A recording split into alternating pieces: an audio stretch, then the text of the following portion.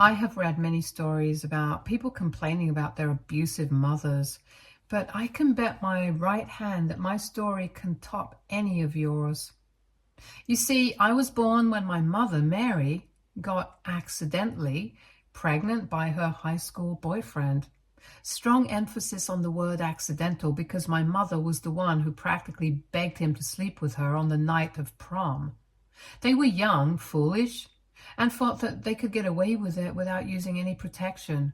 My mother was afraid that my biological dad, Jacob, would break up with her now that high school was over for them, so she thought maybe sleeping with him could make him feel more attached to her. Well, as you can imagine, it was the worst mistake of their lives. The only thing that ended up happening was that she got pregnant with me. Those days, teenage pregnancy was even more frowned upon, especially when you belong to good Christian families. My mother was scared and begged my dad to help her find a solution. But as it turned out, he wanted nothing to do with the pregnancy. He told my mother firmly that she needed to abort me before their parents would find out, but my mother was afraid of getting caught. In the end, she had no choice but to come clean to my grandmother, who almost had a fit when she heard the news. My grandfather was an extremely volatile man who would beat my grandmother almost on a daily basis and blame it on his alcoholism. My mother grew up seeing that, so she knew exactly how harshly her father would react if she ever told him that she had gotten pregnant out of wedlock. She was, understandably, terrified. However, at this point, there was no choice left. My grandmother tried to protect my mother as much as she could, but my grandfather was furious and wanted to rip her head off. He also met up with my dad's parents, Derek and Elizabeth, to yell at them for giving birth to a spineless child like my dad, who was trying to run away from responsibility. After a lot of shouting and yelling and curse words exchanged between the two families, everyone decided that both my mom and dad had no choice but to step up. My dad was a varsity basketball player who had received a partial scholarship from a university in town, so his parents told him that he needed to get a part-time job to help out with my expenses, while my mother had to drop out of college to take care of me. It's safe to say this is why both my parents resented my existence even before I was born. The night I was born, my dad didn't even bother to come and be there for my mother at the hospital. However, all of my grandparents were there to make sure I would be well taken care of by the nurses. After I was born, my mother refused to even touch me, so I grew up with both my grandmothers feeding me, nursing me, changing my diapers, putting me to sleep. My dad would rarely visit, and whenever he did, he refused to even acknowledge me or spend any time with me. It should have been clear to both my paternal and maternal grandparents that my mom and dad wanted nothing to do with me. However, at this point, there was nothing that could be done. I know some of you might think about why they didn't just give me up to an orphanage, but I am glad they didn't, because I don't know if my life would have been better or worse at the hands of strangers. While my grandparents took care of me, my mother decided as soon as she had recovered from her pregnancy that she was going to make up for all the times that she had lost as a young adult by going out drinking and partying with her drug addict friends. She would come back home late at night with red eyes, often reeking of alcohol and smoke. My grandmother tried to shield me from the worst of it. However, my grandfather was pissed at my mom for not being there for me. They would often get into screaming matches in the middle of the night, but my mother's behavior never improved. I remember when I started to grow up, I would try to wobble and walk towards my mother to get her attention, but she would slap me or punch me to keep me away from her. One day, I climbed onto her vanity stand, which had a lot of makeup products, and just like any other girl, I was curious to see the content inside some of the bottles. I distinctly remember spilling an entire perfume bottle, which slipped from my hands and broke down. My mother came running into the room to see what I had done. Her face got red with anger as I looked at her terrified, and tried to mumble my apology. She yelled at me and dragged me downstairs, holding my hair, which really hurt. She then heated up an unused iron rod that we had so that she could beat me up with it. I distinctly remember screaming in pain, begging her to stop, but she never did. Eventually, I must have started bleeding because she then dragged me into the washroom and made me take a bath with ice-cold water to stop the bleeding and heat blisters. She then applied ointment on my wounds while threatening me to keep my mouth shut and not tell anything to my grandparents. She also tried to bribe me by saying that she would buy me chocolates and take me to the beach if I kept my mouth shut. I just wanted my mother to like me, and this was the first time that she had even given me a bath, so I promised not to tell anyone. I hoped that if I kept this as a secret, then she would eventually spend more time with me. However, my grandmother freaked out when she noticed my body was covered in wounds. My mother tried to lie and say that I had done this to myself while she was sleeping, but clearly my grandparents did not buy that. I don't think I had ever seen them this furious in my life. My grandmother ignored my mother's cries and pleas as my grandfather broke all my mother's perfumes and makeup products one by one. He then threw them in the garbage, making sure that my mother would not be able to use anything. He didn't just stop there and went on to remove the door from her bedroom and warned her to never harm me ever again if she wanted to continue living under his roof. My mother didn't have a job, so she was terrified of being homeless on the streets. My grandparents told her that they had done enough for her, and if she didn't start treating me better, they would no longer extend the same level of support to her. This is when things started to change between me and my mom. I think she finally stopped fighting and accepted her fate that she was indeed a mother and she needed to learn to live with me. While she didn't undergo a complete transformation or suddenly become loving, she was a bit more polite to me and even made an effort to take me to the park whenever she could. She also decided to get a job at a fast food joint and started contributing to the house. My dad's parents, Derek and Elizabeth, would visit me whenever they could and would also pay child support every month. Now, I won't say Derek and Elizabeth had the perfect marriage, but they were much calmer than my maternal grandparents. I remember sometimes spending my weekends at their place, and I would find that they never really yelled at each other. Their house was not chaotic like mine. I think this was the first time that I realized that not every adult in the world yelled at each other's family members like my mother and her parents did. I liked spending time with my paternal grandparents, and I remember many evenings when they would read me books or teach me to sew. Dad was never home, and whenever he came back home during his college break, he would avoid me like the plague. During this time, my mom and dad were not together, although mom was pretty hung up on him. He had multiple girlfriends during his college years and did not care about my mother's feelings. I don't know if he ever told any of his girlfriends that he was a father, but I am sure he never did. Sometimes my mother would try to find excuses to talk to him by bringing me up, but my dad was never interested. He would tell my mom that he was doing his part by paying for child support whenever he could, and that he wanted nothing more than that. I wish my mother could have understood that, but she was too love-struck and basically blamed me for their breakup. She would tell me whenever we were alone about how she and my dad hated me and wished I was stillborn.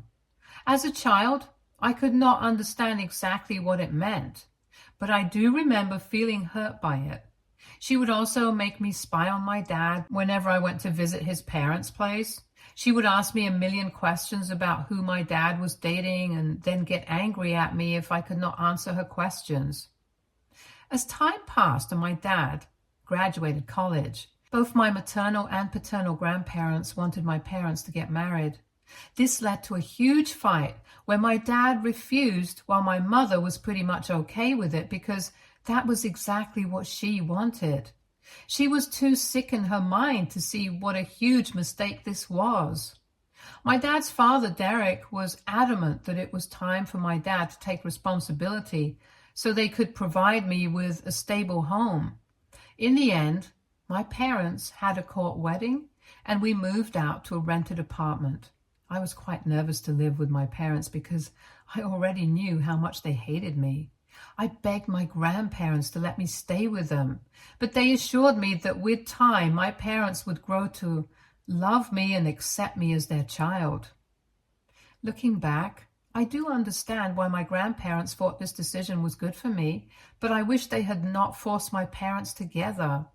As you can imagine, this was the start of my nightmares. My dad had a well-paid job that took care of most of the household expenses while my mother continued to work at the fast food place. On many nights, my dad would not even bother coming back home, which would lead my mother to believe that he was cheating on her. I cannot tell you the number of times I have caught my mother checking my dad's cell phone or his wallet trying to find proof. She did find some lipstick stain on his shirt once, which proved her suspicion. This led to a screaming match between them, with my dad refusing to admit to anything. My mother, in her anger, started to break stuff around the house, and while doing this, she threw a glass vase at my dad, but he dodged and it hit the wall and broke into pieces. One of the pieces scratched my face and I started bleeding profusely. My parents did not even blink watching me bleed and continued to argue. I had to run to the washroom to try to clean the wound and stop the bleeding. Luckily, my teacher noticed my scratch the next morning and offered to treat the wound with a first aid kit in the school. She did ask me about how I got the wound, but I had to lie to her to cover up the truth. I have no idea why I did not just confess to her about my parents, but all I knew back then was that my parents hated me and I needed to make them like me so that hopefully they would stop resenting my existence so much. I wish I could write here that over time my parents' behavior towards me improved, but it never did. My parents were never happy with each other and would take their anger out on me every chance they got. With my dad constantly cheating on my mother started to drink, which made her less patient around me. I would sometimes come back home to my mom passed out in the living room with empty bottles around her. If I was hungry, I had to scrape up some food from the leftover food in the fridge. My dad usually skipped coming back home, so I would spend many nights hungry and cold in bed.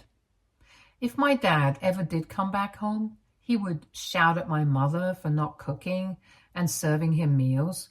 He would start a rant about how much he was sacrificing while she was sitting on her ass the whole day, which would then ultimately lead to them fighting with each other. My mother would end up breaking some more stuff around the house, while my dad would not even bother cleaning anything up. I would wake up the next day to shattered pieces of glass or plastic everywhere, making it difficult for me to walk barefoot. My only escape was going to school.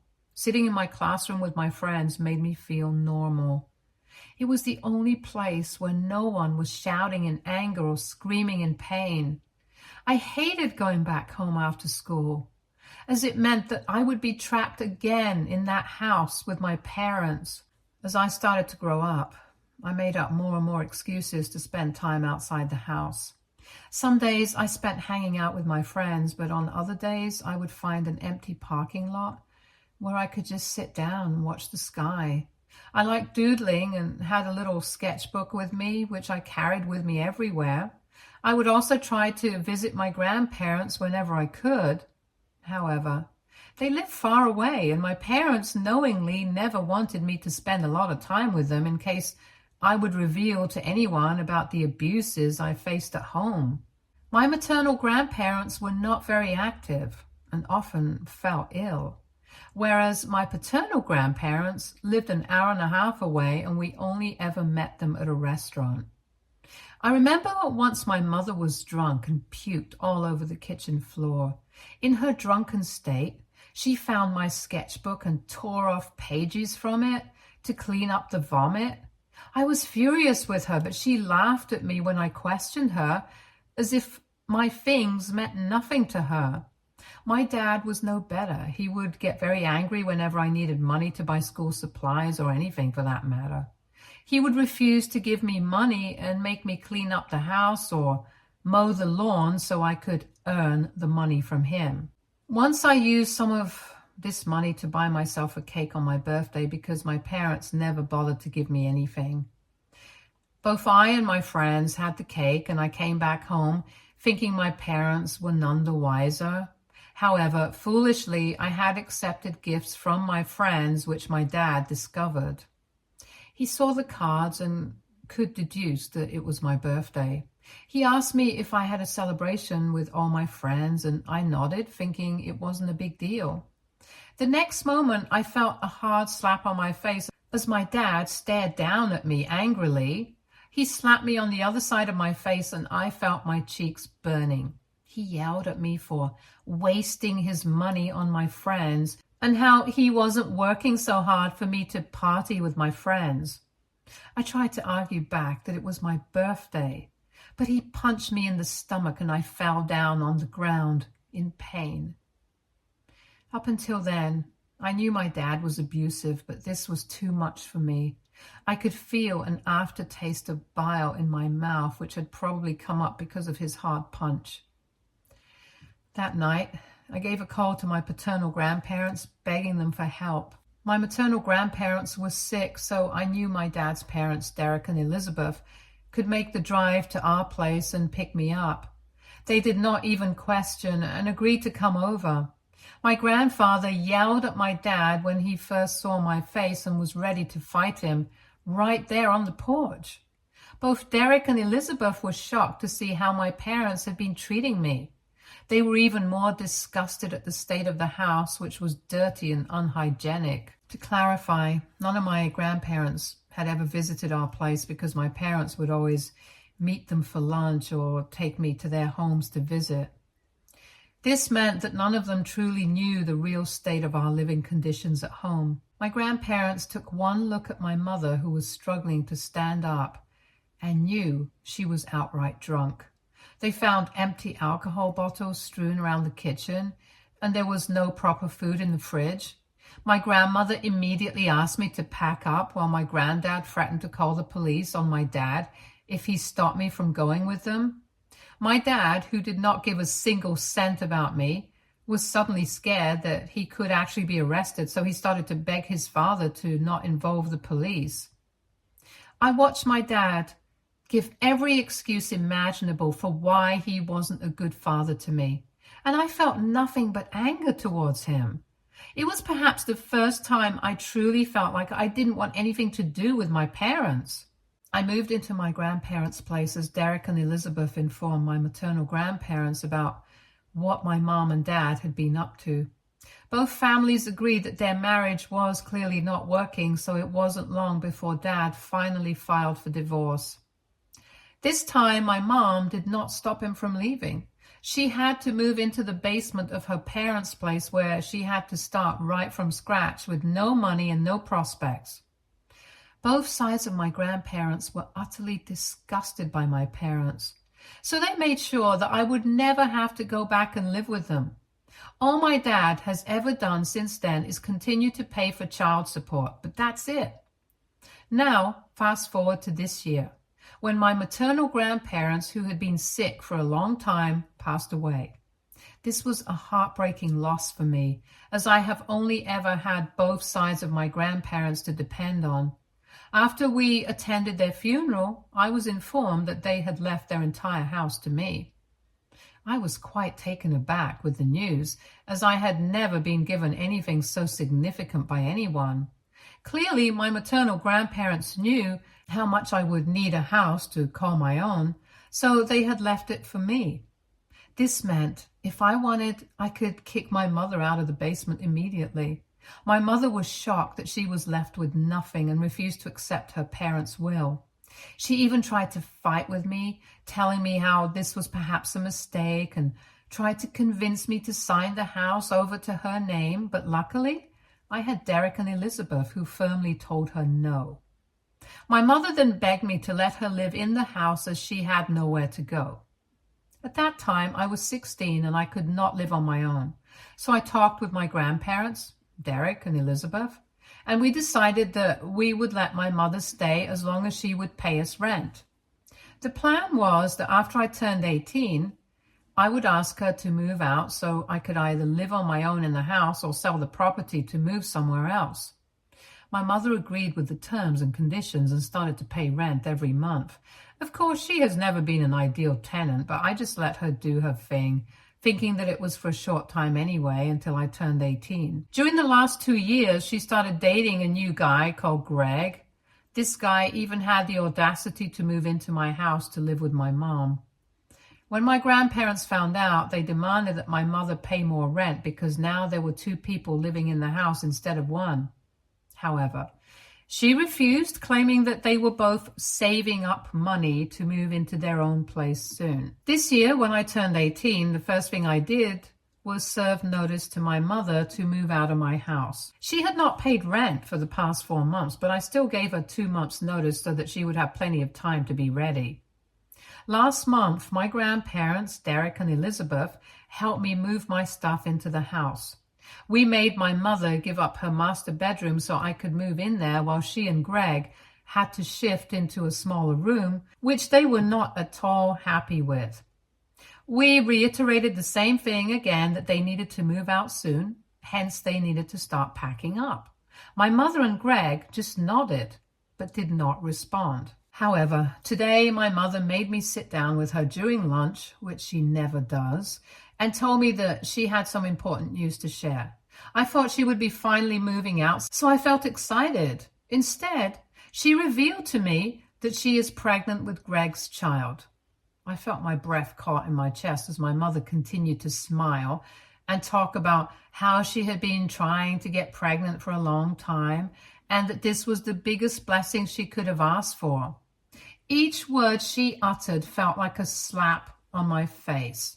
Imagine your parents treating you like dirt your whole life, but then suddenly changing into a different persona because of their second pregnancy. My mother didn't just stop there. She then had the audacity to ask me if I could let them stay in the house for a little longer.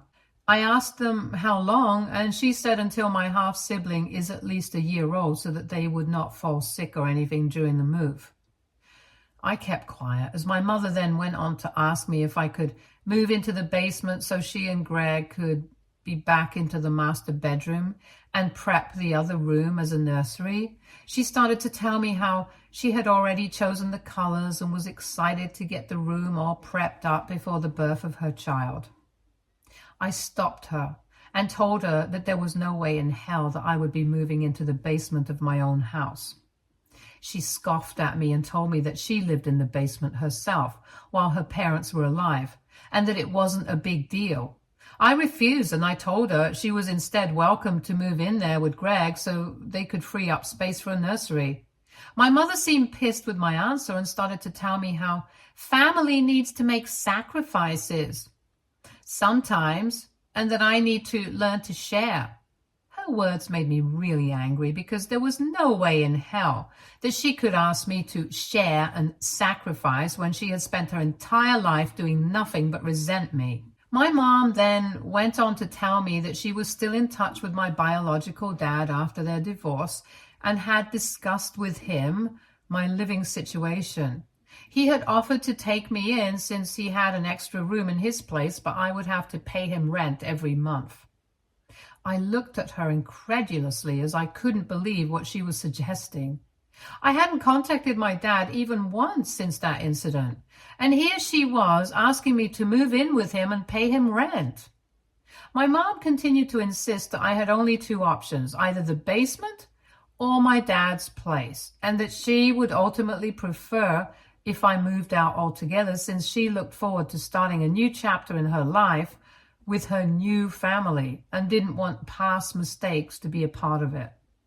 I was so pissed at that moment that I felt like I could attack her right then and there in the kitchen. My head felt like it would burst in anger, and without saying a word, I walked out of my house just to calm myself down. I am beyond disgusted that she would even think it was okay for her to suggest I move out of my own place. just so she could take over my house. I am so done with her that I want to kick her out immediately. Will I be the a-hole for kicking out my pregnant mom? Update 1. Thank you to everyone who has taken the time to comment on my post.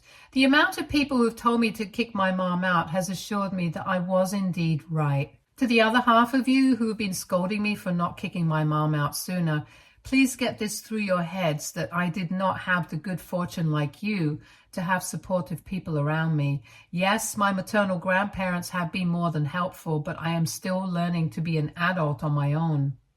I think as a child, I have wanted nothing more than my parents' acceptance, especially my mother's.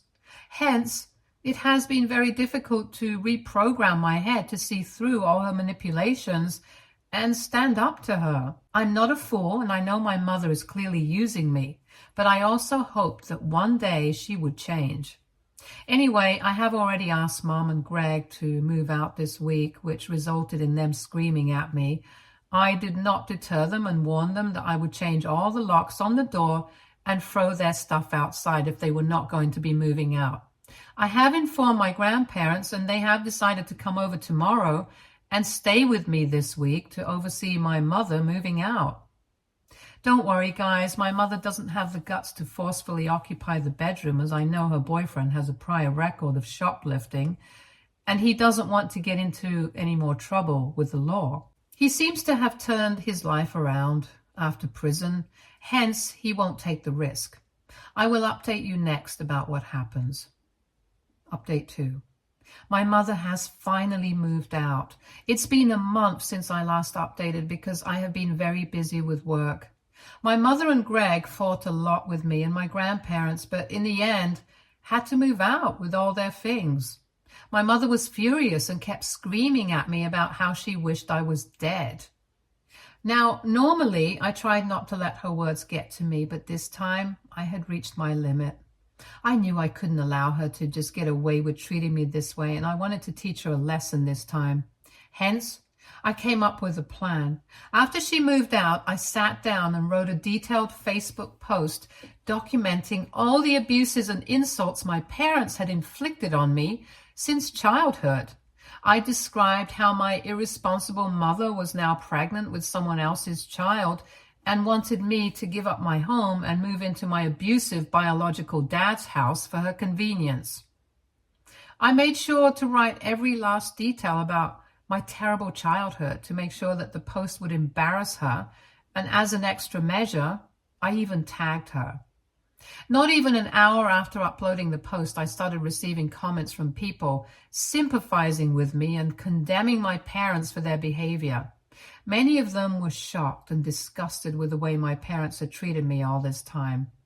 It was immensely satisfying to see so many people hold my mother accountable. I knew that when she found out and read the comments, she would have a fit. As expected, not long after this, my phone rang. It was my mother, screaming at me to take down the post. She ranted about how terrible I was and how she wished I wasn't her daughter because I was apparently hell-bent on ruining her life from the start. She claimed she had sacrificed so much for me and given up her life, which only made me laugh. She then started threatening me, demanding that I delete the post and write another one, saying it was just a joke to save her reputation, since Greg had read the post as well and was questioning whether she could be a good mother to his child in the future. I gleefully retorted back that, unlike her, I was not a liar.